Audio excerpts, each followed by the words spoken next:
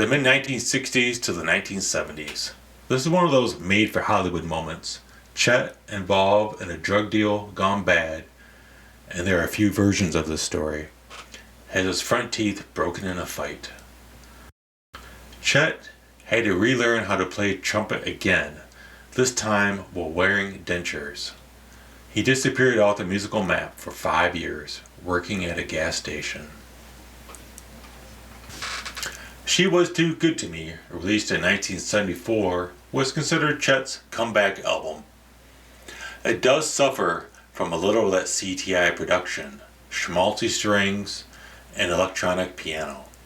However, don't let this stop you, because the title track is one of his best that he had ever recorded. His vocals, 2 tracks only, and trumpet playing are top-notch on the album, a testament to a man dedicated to his art, and the beginning of a new phase to his career. The second album I would consider is called No Problem, released in 1979. This has Duke Jordan on piano. He adds a spark and composed all the songs to boot. Chet is in a mellow form here, and the backup musicians, the familiar Peterson on bass and Farrington on drums, have been playing with Chet long enough that they fit like a well-worn glove. The third and last album from the 70s to consider is The Touch of Her Lips, released in 1979. This has the guest guitarist Doug Rainey. This is a spare, relaxed album that has great interplay between the 3 musicians. With no piano or bass, the 6 tracks, 2 with Chet's vocals, flow with lyricism. This sound is a perfect segue to the sound that would dominate Chet's remaining years.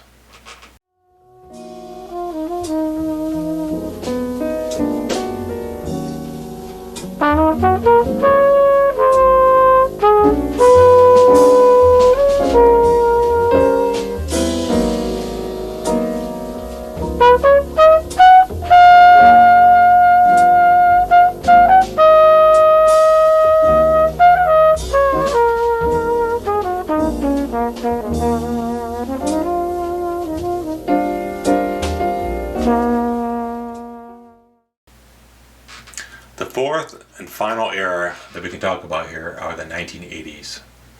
There was an uptick in album releases. Though Chet was in his 4th decade of playing, there was no holding him back. There's a lot to explore here, some good and some bad. These recordings are mostly European affairs, though there are standouts like his tour of Tokyo. At this point of his career, he was in fact a jazz elder statesman, but he still experimented with form and format.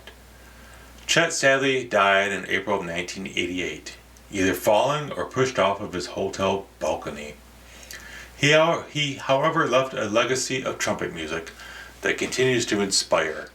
Over 30 years after Chet's death, he continues to have defenders, myself, and detractors.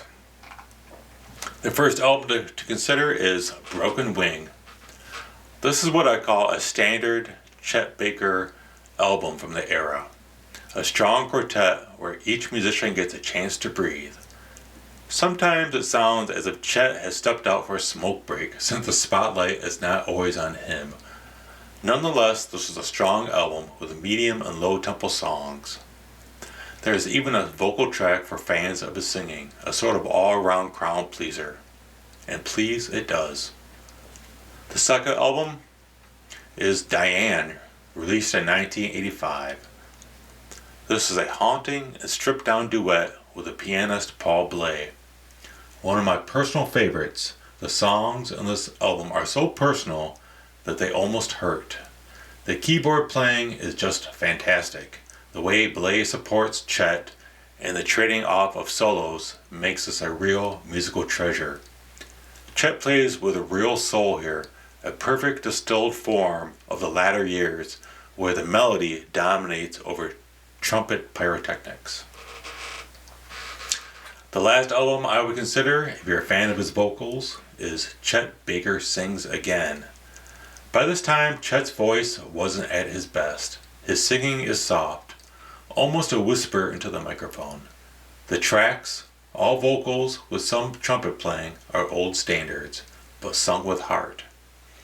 Fans of his singing will find quite a bit to like in this album, even though it doesn't quite sit in the same plane as his later 1950s and 1960s vocal work. I'm a fool to want you, such a fool to want you, to want a love that can't be true, a love that's there for others too. I'm a fool. It's hard to cap the end of this story. I will leave with one last album, Chet's last live performance before his death. And it's a sort of album that defines who Chet Baker was. The last great concert was recorded live in 1988 as a radio performance. It has Chet playing in 3 different settings: quartet, big band, and orchestral. He didn't even bother showing up for the rehearsals, and only made an appearance the afternoon it was to be broadcast. But he still played trumpet like a much younger Chet Baker, heartfelt and tender. His vocals, however, sound frail, which isn't surprising given the hard life he had lived. My Funny Valentine, a song he must have played 1,000 times, is a real tearjerker. You can feel the pain, the years cutting like a knife. 2 weeks later, and Chet was dead at the age of 58.